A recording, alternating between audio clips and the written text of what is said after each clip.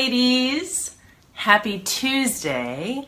I hope you are doing well. I am in the middle of a tornado warning here in New Orleans. I'm sitting in my office watching these large, scary clouds roll by. And for those of you who are like, what are you doing? Don't worry.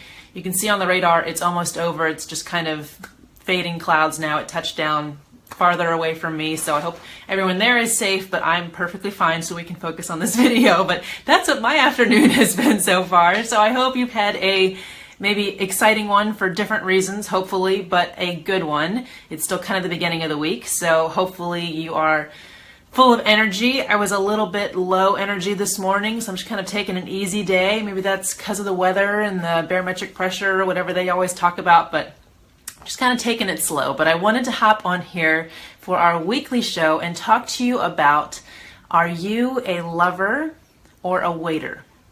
Now, when I wrote that down, waiter looks a lot like waitress, and I thought that was kind of hilarious. But what I'm referring to is a person who is waiting. Now, I have nothing against waiting when it's the right thing to do. But I want you to think about this in the context of what you might be called to in an area of your life. And I say lover, you might automatically think I'm going to talk about romantic relationships, and I am a little bit, but this is also just the context of how we approach something. It could be our body, it could be a career goal, it could be a get your home organized kind of goal, it could be something simple. But I want you to kind of think in terms of there being two different ways to approach a task or a project or something you're interested in, you want to do, or you're passionate about. And you can either be a lover or a waiter. So what's the difference? Well, think about, in a romantic relationship kind of sense, kind of, fantasy here for a minute, what is a lover like? Imagine your ideal fantasy lover. If you're married, make sure you've got the right face on that. Okay, I just got my tornado warning officially on my phone, which is a little belated because, as we now know, it's over. But anyway, think in the sense of a lover being someone who takes action towards you, about you, for you, wants to be good to you. I think that was my little one checking in to see if mommy is still busy. Yes, she is. And hopefully we're all still safe. So if you imagine, you're at a desk somewhere or something, you're at your day job or you're at home, and suddenly someone knocks on the door and, hey, Kendall, they've got flowers, or maybe they had flowers sent for you, or chocolates have shown up, or there's cards and there's an invitation to a special dinner that you've been invited to, a special date night, and it's going to be this surprise evening with all these wonderful things. And basically someone is taking initiative and intention toward you to show love for you. Now, all these weird sounds outside my window, ladies. It's creepy. Heavy wind. If you're not in a romantic relationship, or you are and it doesn't exactly feel like that right now, then, don't worry. I'm just talking about hypothetically. This is what we kind of think of when we think of the term a lover, right? Someone who is taking action toward us.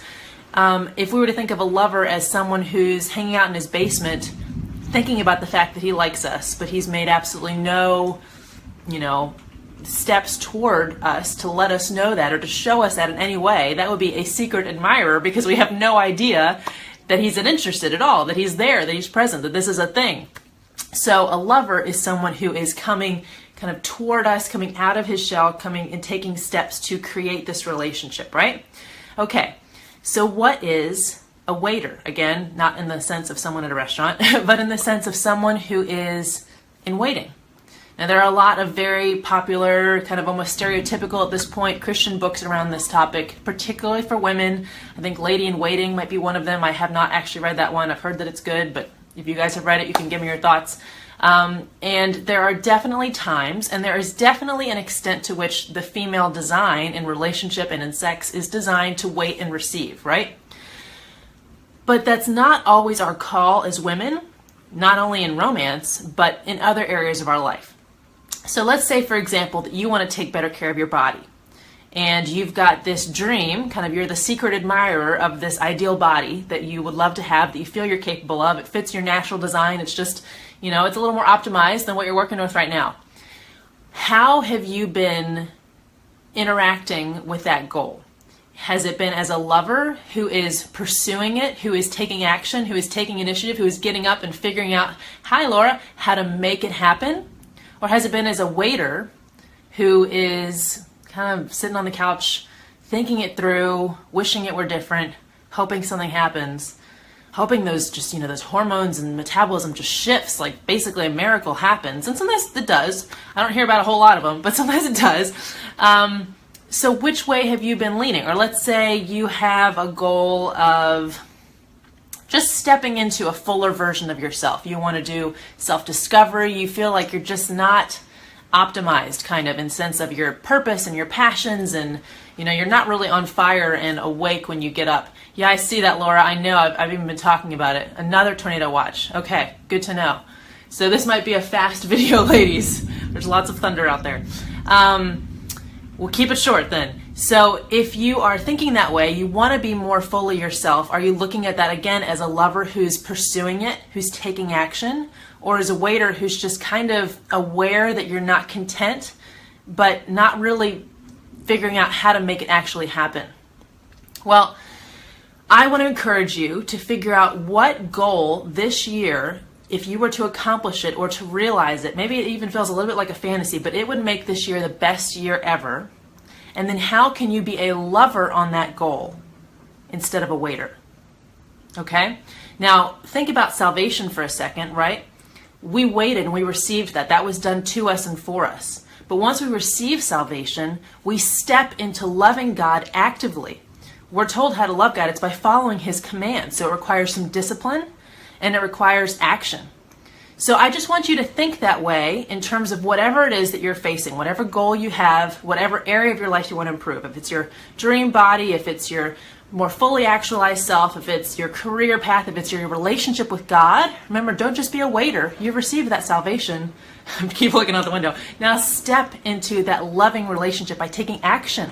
And in the beginning, it will look more like discipline, just like a lover romantically might send you flowers and chocolate and cards before he hears anything back from you, and he has to take that risk and take that action and put himself out there.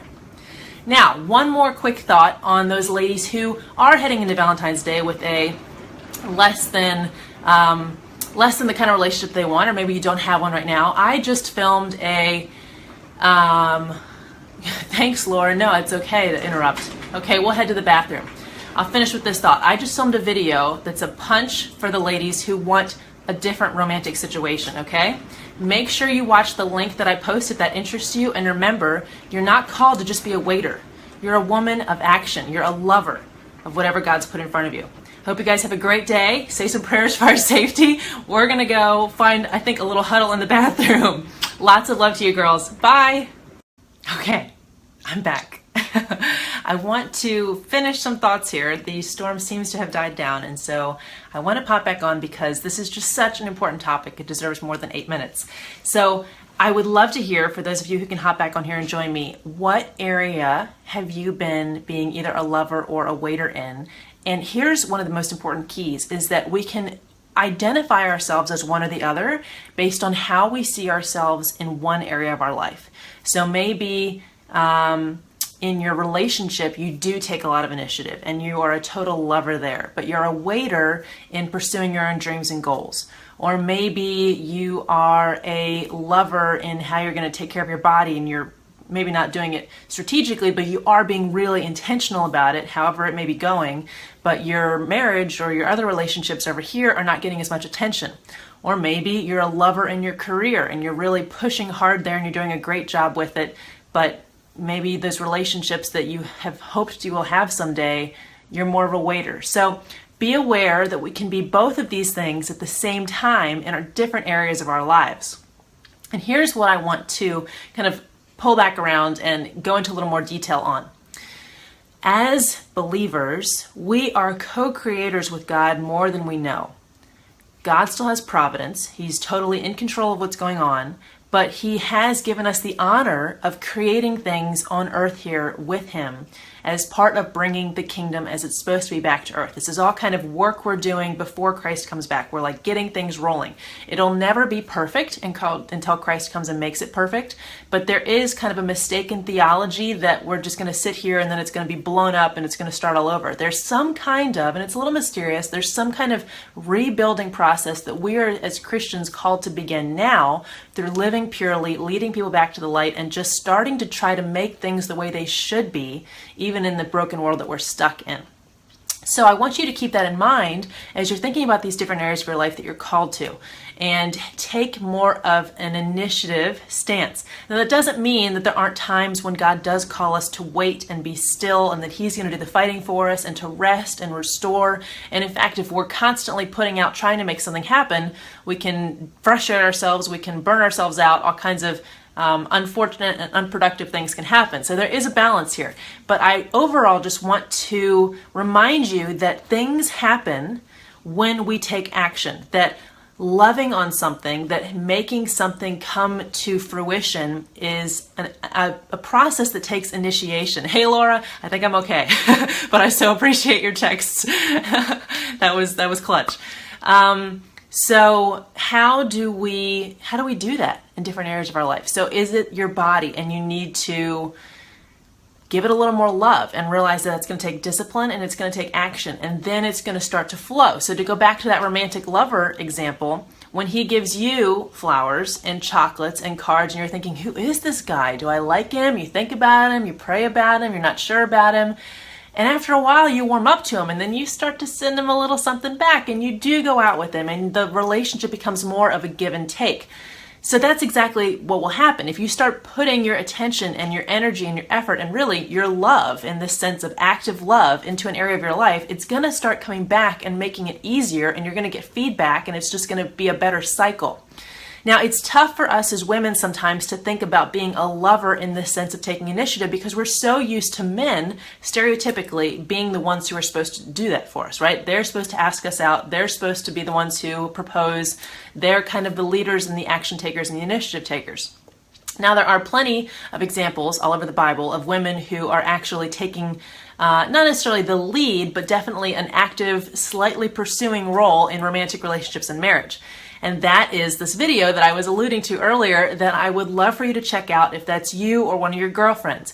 Now, I will just give you this caveat. I'm a lot tougher love in that video than I usually am, okay? I am dropping some bombs there and holding no punches. So if you are tender in this area, if this is a place that already hurts for you, don't watch it, seriously. But if you are kind of stuck there, like you maybe want to be married and you aren't, and you haven't seen that progress that you've been hoping for, or it's really most designed for those women. It's not really designed for women who are already married but don't have the marriage they want to have. This is specifically for those Christian girls who are kicking butt in other areas of their lives, but the dating marriage thing is something that they have been waiting on, that they have been expecting God to just kind of make happen in a totally different way than they've been handling other areas of their life that they're called to.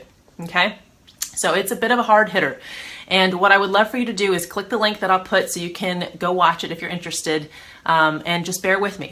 You know, don't be, well, actually, as you'll find out if you watch the video, I do want you to be offended, because if we're offended, it's a sign that there's something there that we need to talk to God about. Like, what's going on? Is this something that I'm supposed to be convicted by? Is this girl Jackie just completely off and I'm supposed to be reassured that I'm in the right place? What's God speaking directly to you about that area of your life? And again, that goes for all of these areas. What does God want you to do? Because it's not just me telling you, right? Your divine guidance is from God. I'm just kind of nudging you and saying, hey, have you checked in and heard from God about what it should be for you yet, or recently?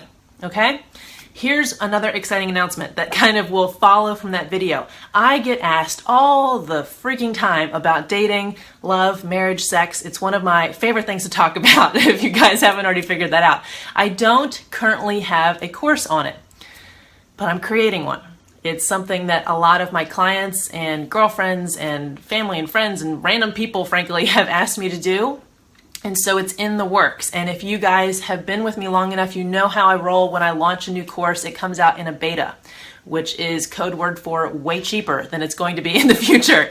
So if this is something that interests you, let me just give you a little bit of kind of a lay of the land how it's going to go. This is going to be a very choose your own adventure course. It's going to be well suited for women who are dating, who are completely single and not dating yet, who are dating and just kind of dating around, not really, don't have a strategy for it, no one's serious, who are dating someone specifically with an eye on marriage, who are engaged, who are newly married, long married, and the marriage isn't everything that they think it could be, should be, or is called to be, and they want it to be. We're going to talk about sex. We're going to talk about intimacy. We're going to talk about that in every way of kind of all those different stages, what's that supposed to look like, but also just even long before you're married, how do you get your head around sex and intimacy and this stuff that is so tough to suddenly have thrown in your face if you do get married and now you're supposed to just get it, right? How are we supposed to be thinking about this really big topic that is so misunderstood and mistaught and misled in culture and even sometimes in the church? How do we come into a healthy union with a healthy mindset about that? So I'm not going to reveal the name of it just quite yet. If you're interested in it though, click one of the videos that I'll put up a link to. You guys will see it, and I have a couple different ways that I'll be able to know that you're interested so that I won't deluge you with this if it's not something that's for you, but it is something that's been on my heart for a long time, and in my kind of journaling with God over the course of the turning of the year, what does he want me to focus on? I think this is something I'm definitely supposed to push for this year. And the cool thing about this course is that I'm going to combine it with options for group coaching and for individual coaching. And for the first time ever, I'm going to combine it with an optional live event in Paris. Super excited about that. I have had so much of my personal formation as a woman, and particularly in these areas of intimacy and sexuality and what does it mean to be female but be respected and be strong, and all these things happen in France. And I am so thrilled by the idea of leading a couple of women through their own transformation. There are women who are either single or they're married, or maybe it's a married couple, even if they want to join David and I there. It'll be in the works. We'll figure out how it's going to look, but it's going to be an intensive from the course to the coaching to the event. And it will be kind of a choose your own adventure, like I said, but definitely some big things coming in this area. So if you are despondent at this time of year because your love life isn't quite what you've hoped that it would be, then stay tuned. And like I said, watch for that beta offer because that's where you get the best deals here in VLX land. So, okay, from my no longer tornado warning area here in New Orleans, but I am so glad you guys joined me here this week. Again, think about yourself. Are you a lover or are you a waiter? And in what areas of your life are you one or the other? Where do you need to maybe pull back and say, I've tried every diet in the land. I just need to sit still with God and say, how do I love my body? Just give me some divine intuition around this area that I'm so stuck on. Or maybe your body's going great, but you've had another area where you have been waiting and you need to step in to something a little more active, a little more action taking. Just remember that a lover is someone who takes action, and that we receive and we wait for salvation. But once we have that salvation, to love God back, to show him our love and our gratitude, it takes discipline and it takes action. That's why he says we will follow his commands if we love him. So if you've been waiting, maybe this is your nudge. Be a lover of your life, a lover of yourself, a lover of those around you, and a lover of either the man in your life or the one who God might have around the corner. Don't wait. Get ready. Be active. Be prepared. Study. Learn. Heal. You've got this, girl, and you're called to it, okay? Sending you so much love. Thanks for your prayers for my safety. We're doing good. And I will talk to you guys next week. Bye-bye.